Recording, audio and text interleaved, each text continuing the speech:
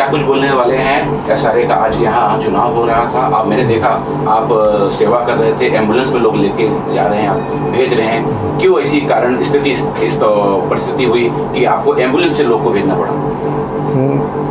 अंधेरी east में जो हमारी प्रकाशवाड़ी सोसाइटी है, इस सोसाइटी के अंदर 398 मेंबर है और उनके सभासद चुन के देने वाले उम्मीदवार को है।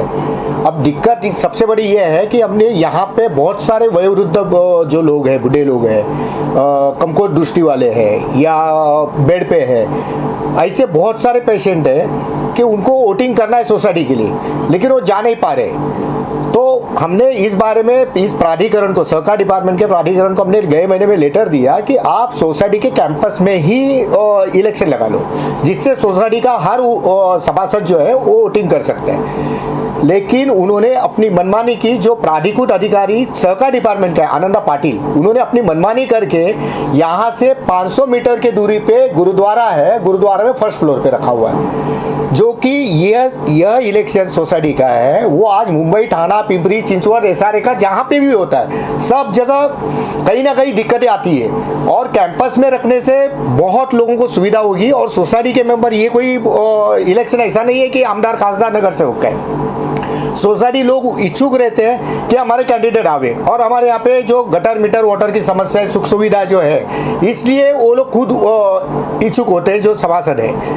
लेकिन दिक्कत है कि प्राधिकृत अधिकारी ने अपनी मनमानी से जो किया हुआ है, इसके लिए मैं हमारे जो राज्य मंत्री है अतुल सावे जी और वलसे पाटिल जी है, जो महाराष्ट्र शासन से मेरी रिक्वेस्ट है कि ये आनंदा पाटिल के ऊपर तो कार्रवाई करो ही, लेकिन इस कैंपस का कोई तो लॉ लाओ, जिस लॉ में है कि उसी कैंपस में वहाँ पे इलेक्शन लगाया जाए, जिससे लोगों, मतलब ये उम्मीदवार जो है वो अच्छे सोसाइटी के मत से अच्छे वो चुन के आ जाएंगे।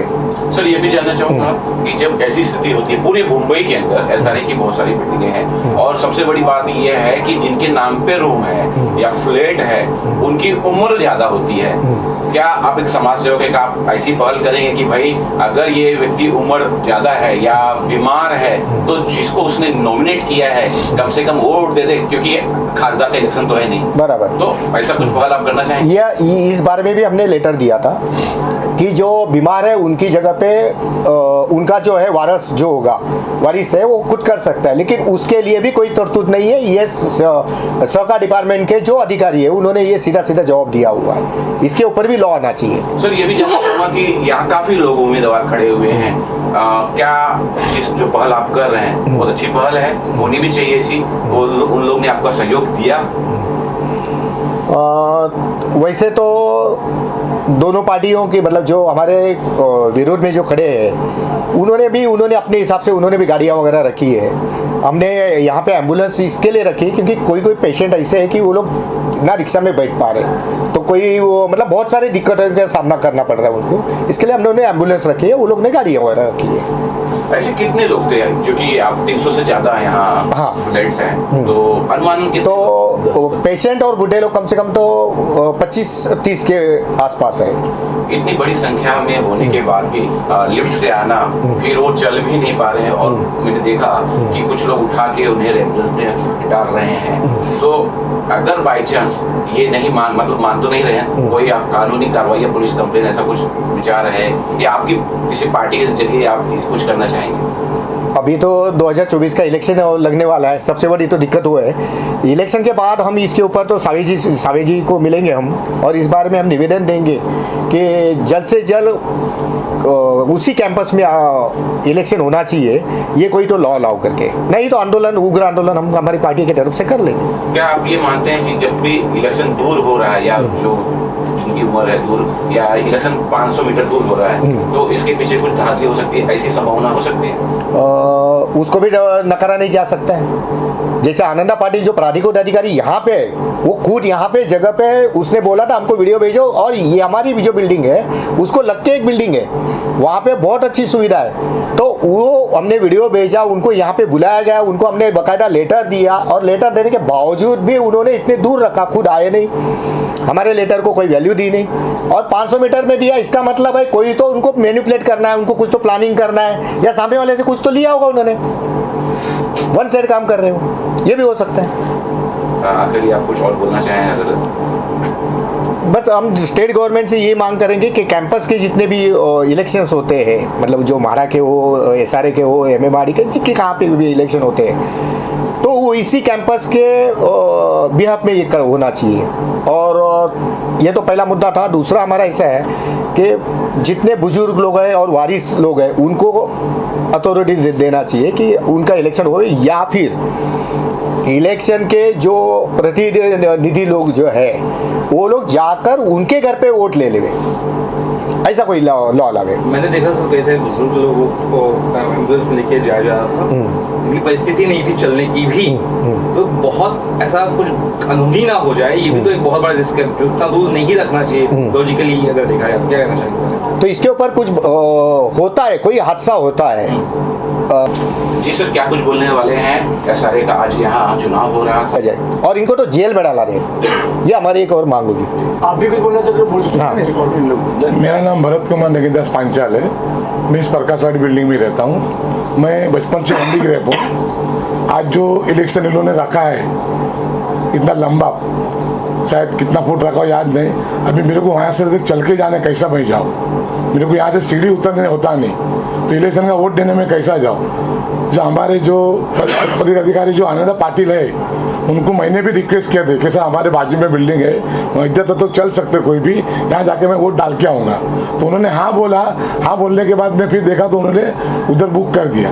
उधर बुक होने पहला माला चलने का कैसा सर, मेरे को उतरने के टाइम पे उधर से चढ़ने होता नहीं, बोला तुम्हारा मुझे वोट देना नहीं था। शायद इसका मतलब वो कोई पार्टी से मिला हुआ है, तो उनको लगे बीमार आदमी और हैंडीक्राफ्ट आदमी आवे नहीं, तो यहाँ के कमेटी के मेंबर है वो लोग आवे नहीं, ताकि इनको वोट मिले नहीं और ये लोग जीते नहीं। आनंदा पाटिल अपोजिट पार्टी से मिला हुआ है, तो उन पर बहुत कार्रवाई हो जाए। सर आप क्या कहना चाहेंगे? कुछ कहना चाहेंगे? बस ये जो बोल रहे हो वो सही बोल रहे हैं कि आनंदा पाटिल ने यहाँ के रहवासियों को बहुत मिसगाइड किया है और उन्होंने ऑपोजिशन का साथ दिया है। और मुझे ऐसा लगता है कि उनकी खींचे गरम किए गए तभी उसने ये किया, नहीं तो वो क्यों करता। कोई अपने निजी स्वार्थ के बगैर कोई कुछ करता नहीं है, उसमें उसका खुद का स्वार्थ है और इसका मैं उसका विरोध करता हूँ और उन पर कार्रवाई होना चाहिए। और सर आप कुछ कहना चाहेंगे?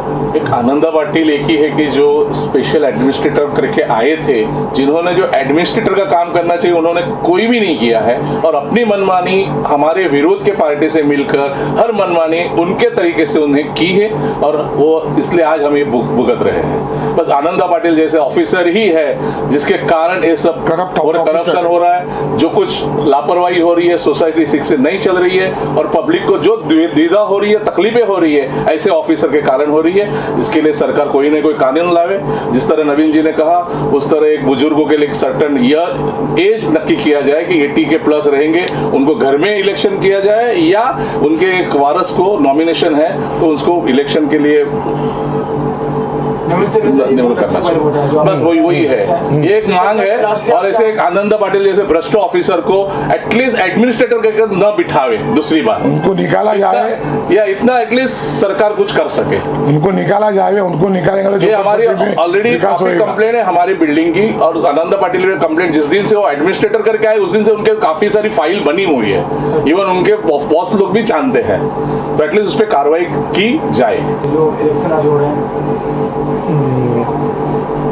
जैसे मैंने बोला था कि सरकार से है, जब ये भरत भाई ने जो बताया, जो जितनी भी दिक्कतें बताई है या बलवंत जी ने बताया कि सरकार तुरंत इसके ऊपर कोई ना कोई नया जीआर लाए, उस घटना के अंदर कोई तरतूद ऐसा करे कि सोसाइटी के कैंपस में तो रखना ही जरूरी है और दूसरे जो बुजुर्ग लोग हैं और बाकी लोगों के बारे में कुछ विचार किया जाए और उससे तुम उनके मतलब वारिस को है या पेशेंट के बारे में कुछ तो सुविधा कीजिए, जैसे उनके अधिकारी घर घर जाके वहाँ से वोटिंग उनका करके ले।